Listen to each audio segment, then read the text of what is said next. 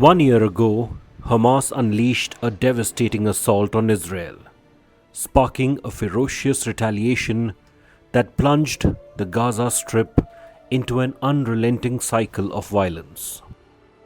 The ensuing 12 months have witnessed unimaginable carnage, with both sides suffering heavy casualties and civilians bearing the brunt of the conflict. The humanitarian crisis in Gaza has reached apocalyptic proportions, with ravaged infrastructure, crippling shortages, and unprecedented suffering etching a permanent scar on the region. As the world grapples with the aftermath, the statistics are staggering. Thousands dead, countless injured, and hundreds of thousands displaced. The international community is left reeling, confronting the grim reality of a conflict that has pushed Gaza to the very edge of human endurance, raising urgent questions about the future of peace and the prospects for reconciliation in a region ravaged by war. Let's go back to square one to gain a better understanding of the Israel-Hamas conflict. Chapter 1. Hamas attack, the start of the war. On October 7th, 2023, Hamas launched a multi-pronged assault on Israel, including a ground invasion. The invasion targeted civilian communities and military bases, resulting in significant casualties and destruction. The Reim Music Festival, also known as Nova Music Festival Massacre, was one of the most devastating incidents, with 365 mostly fatalities and 40 hostages taken. Hamas took a total of 251 hostages to Gaza, seeking to exchange them for Palestinian prisoners held by Israel. Israeli Prime Minister Benjamin Netanyahu vowed retaliation and stated that Hamas will pay an unprecedented price. אזרחי ישראל, אנחנו במלחמה, לא במבצע, לא בסבבים, במלחמה.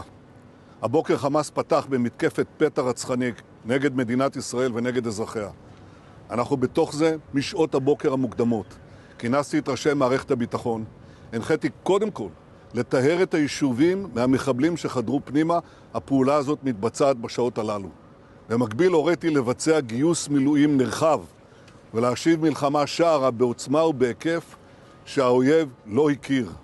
האויב ישלם מחיר שהוא לא ידע כמותו. אני קורא בינתיים לכל אזרחי ישראל להישמע בקפדנות להנחיות הצבא, להנחיות פיקוד העורף. אנחנו במלחמה ואנחנו ננצח בה.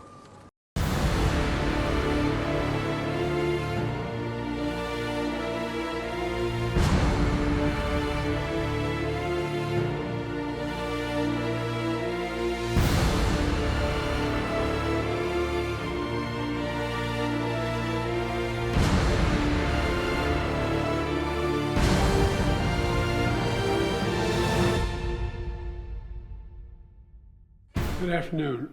Today, the people of Israel are under attack, orchestrated by a terrorist organization, Hamas. In this moment of tragedy, I want to say to them and to the world and to terrorists everywhere that the United States stands with Israel. We will not ever fail to have their back. Chapter 2. October 7th is also known as the deadliest attack on the Jewish community since the Holocaust. Around October 13, Israel announced its intention to launch a ground invasion to eliminate the terror organization Hamas. They warned the residents of Gaza to evacuate and move south. By October 27th, Israel launched its offensive in Gaza, focusing on northern areas in their mission to root out Hamas. On the other hand, US Secretary of State Antony Blinken started his shuttle diplomacy with a visit first to Tel Aviv and later to the Palestinian Authority. Sorry it's under these circumstances. Thank you for your tremendous. We're here. We're not going anywhere. By this time, international communities had started becoming active, and negotiators in Doha, Qatar, began talks to find a path out of this conflict. There can be no more business as usual with Hamas. Murdering babies, burning families to death, taking little children as hostages. These are unconscionable acts of brutality. Chapter 3. On November 15, Israeli troops conducted a raid on Al-Shifa hospital, alleging it served as a Hamas command center, which raised significant international concerns regarding civilian safety. However, hope emerged on November 21st, when Israel and Hamas announced the first truce of the conflict, agreeing to pause fighting for 4 days in exchange for the release of an Israeli hostage and the provision of humanitarian aid to Gaza, alongside the release of Palestinian prisoners. The ceasefire was eventually extended for a week in total, leading to the freeing of 105 hostages and about 240 Palestinian detainees. Israel allowed more aid into Gaza via Egypt, but the humanitarian situation there remained dire. Chapter 4. After nearly a week of truce, on December 1st, 2023, conflict resumed as tensions escalated between both sides. The renewed conflict saw Israel intensifying its airstrikes and ground operations in Gaza, particularly focusing on areas like Khan Yunis, which Israel claimed was a Hamas stronghold.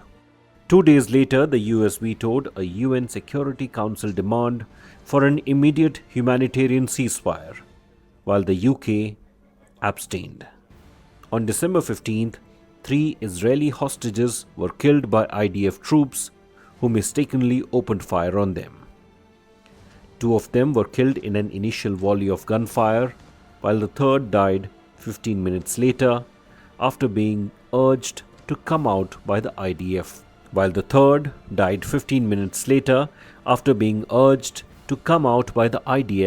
And was then fired upon.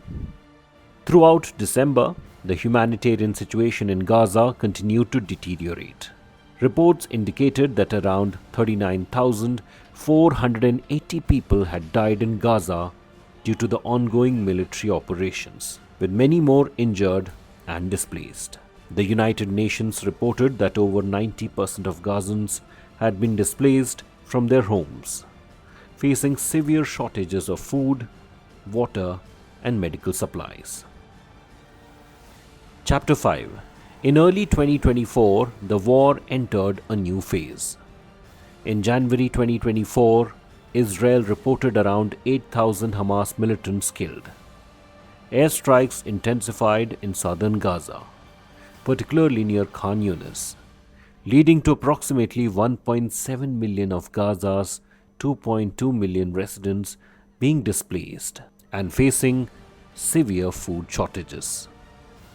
Accusations of genocide against Israel arose, prompting global protests against US support. On January 11th, the US and UK conducted airstrikes in Yemen in response to ongoing threats, while International Court of Justice began hearings on South Africa's genocide allegations against Israel. In February, the humanitarian situation worsened, with Gaza's health ministry reporting 120 residents being shot dead by Israeli forces as they approached a food aid convoy. The Hamas-run health ministry announced that the death toll had exceeded 30,000, primarily among women and children, with warnings of a potential famine affecting 1.1 million people in northern Gaza. Concerns mounted over Israel's planned military offensive in Rafah, where over 1 million people were sheltering. March saw several countries airdropping aid into Gaza, and a ship from Cyprus arrived on March 15th. On January 22nd, 21 IDF soldiers were killed in central Gaza, marking the deadliest day for Israeli forces since the conflict began. Humanitarian efforts faced increasing challenges amid the escalating crisis. Chapter 6.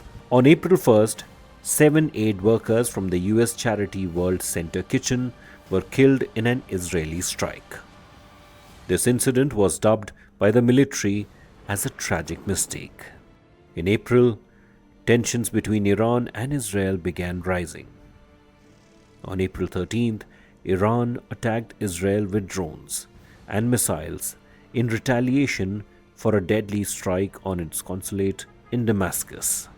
On May 7th, the Israeli army launched a ground offensive in Rafah, the southernmost city in Gaza, where many residents had sought refuge.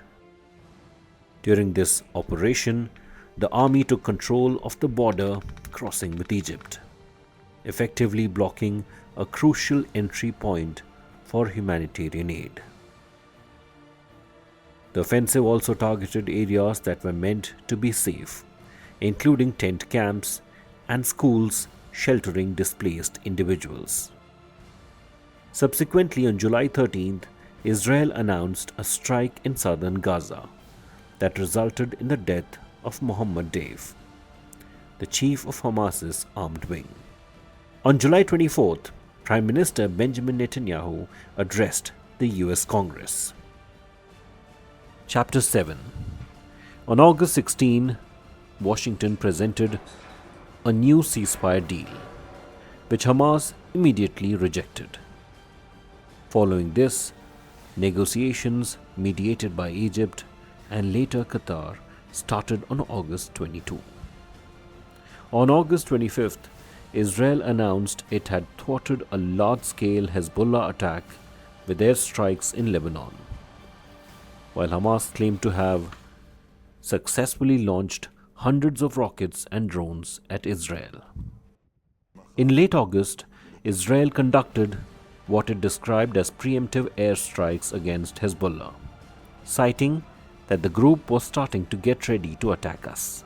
In response, Hezbollah fired drones and rockets, framing their actions as retaliation for the killing of Fuad Shukr the previous month. On August 28th, Israel initiated a major operation against Palestinian militants in the West Bank, prompting the UN to call for an immediate end to the raid. As the military recovered the bodies of 6 hostages from Gaza on August 31st, pressure mounted on the Israeli government to secure the release of the remaining captives. But Prime Minister Netanyahu remained firm against agreeing to a ceasefire. Meanwhile, a tentative agreement for a series of brief ceasefires was reached to facilitate the distribution of the polio vaccine in Gaza.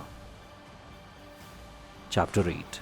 On September 17th, an unprecedented mass explosion of handheld pagers used by Hezbollah members in Lebanon killed 12 people and injured nearly 3,000, sending shockwaves through the region. Less than 24 hours later, a similar series of explosions struck the walkie-talkies used by the group. Israel was widely believed to be behind these attacks, which, if true, would mark a significant intelligence victory and suggest deep infiltration of Hezbollah's supply chain. Hezbollah's leader accused Israel of carrying out massacres with the pager and walkie-talkie explosions, claiming the intent was to kill 5,000 people in 2 minutes. Amid the turmoil, Israel intensified its operations in Beirut, culminating in a targeted strike that killed Hezbollah's leader, Hassan Nasrallah. His death sparked widespread outrage, with Iranian demonstrators holding posters of him during anti-Israeli protests. This monumental event raised fears of an inevitable wider war, which only deepened in late September as IDF tanks were spotted at the Israel-Lebanon border, heightening tensions in the region. On the last day of September, Israeli forces crossed the border to conduct what they termed limited, localized, and targeted ground raids against Hezbollah, despite calls from its allies for a ceasefire. In response, Iran launched nearly 200 missiles on October 1st, according to Israel's army radio. Following the attack, Iran's state television claimed that 90% of the missiles successfully hit their targets, while an Israeli spokesman reported no immediate injuries from the strike. However, a Palestinian worker in the West Bank was later confirmed dead after being struck by falling debris resulting from Iran's missile attack. This escalation further heightened tensions in an already volatile region. As we move into the second year of this brutal conflict, the stakes have never been higher. The war between Israel and Hamas has grown into a regional crisis, drawing in Hezbollah, Iran, and possibly more.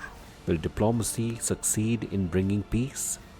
Or are we on the verge of an even more devastating war?